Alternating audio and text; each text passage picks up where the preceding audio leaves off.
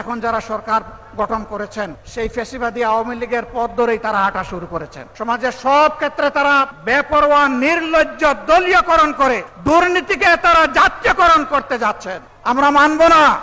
হাসিনা তাড়িয়েছে, যদি ফ্যাসিবাদ আপনারা কায়েম করেন আপনাদেরকেও জনগণ তাড়াবে। Presenting Walton Crystal Series. Switch to premium.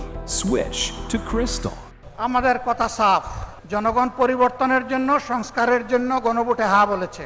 70% মানুষ হ্যাঁ বলেছে। গণভোটকে আমরা অপমান করতে দেব না। ইনশাআল্লাহ গণভোটের গণরায় বাস্তবায়ন করেই আমাদের আন্দোলন ইনশাআল্লাহ সফলতার দ্বার প্রান্তে পৌঁছবে। বাংলাদেশে আমরা আর কোনো ফ্যাসিবাদ চাই না। আমরা দুঃখের সাথে বলতে বাধ্য হচ্ছি, তারাও মজলুম ছিলেন। এখন যারা সরকার গঠন করেছেন কিন্তু তারা ভুলে গেছেন সেই ফ্যাসিবাদী আওয়ামী লীগের পথ ধরেই তারা হাঁটা শুরু করেছেন। সমাজের সব ক্ষেত্রে তারা বেপরোয়া নির্লজ্জ দলীয়করণ করে দুর্নীতিকে তারা জাতীয়করণ করতে যাচ্ছেন। আমরা মানব না, আমরা মানব না। হাসিনা তাড়িয়েছে, যদি ফ্যাসিবাদ আপনারা কায়েম করেন আপনাদেরকেও জনগণ তাড়াবে। আপনাদেরকেও ছেড়ে জনগণ কথা বলবে না। ভালোই ভালোই আপনারা মেনে নিন।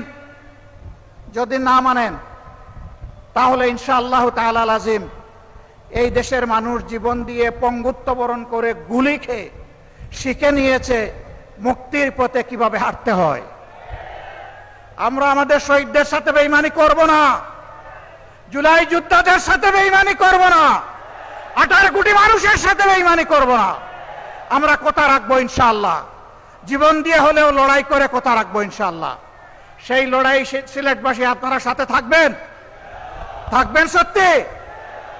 আলহামদুলিল্লাহ, সেই লড়াইয়ের জন্য প্রস্তুত হন।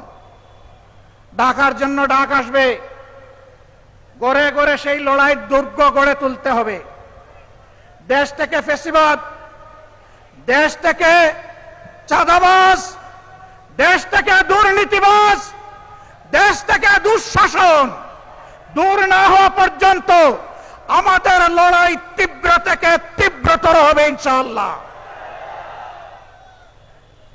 আমরা থামব না। মুক্তির মঞ্জিলে এই আন্দোলন না পৌঁছা পর্যন্ত ইনশাআল্লাহ আমরা থামব না। আমি জাতীয় নেতৃবৃন্দকে সিলেটবাসীর পক্ষ থেকে আন্তরিক ধন্যবাদ এবং কৃতজ্ঞতা জানাচ্ছি। তারা মূল্যবান সময় কোরবানি স্বীকার করে এখানে এসেছেন।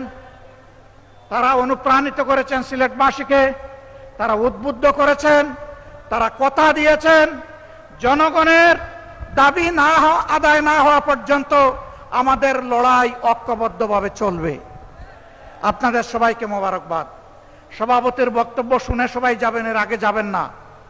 তিনি আমাদের মধ্যে বর্ষিয়ান রাজনীতিবিদ, সকলের চাইতে বয়োজ্যেষ্ঠ। তিনি দেখেছেন ব্রিটিশ আমল, দেখেছেন পাকিস্তান আমল, তিনি বাংলাদেশ আমলের রাজনীতির এক জীবন্ত ইতিহাস। তার কথা শুনে আপনারা যাবেন ইনশাআল্লাহ। আল্লাহ হাফেজ। বাংলাদেশ জিন্দাবাদ। 11 দলীয় ঐক্য জিন্দাবাদ।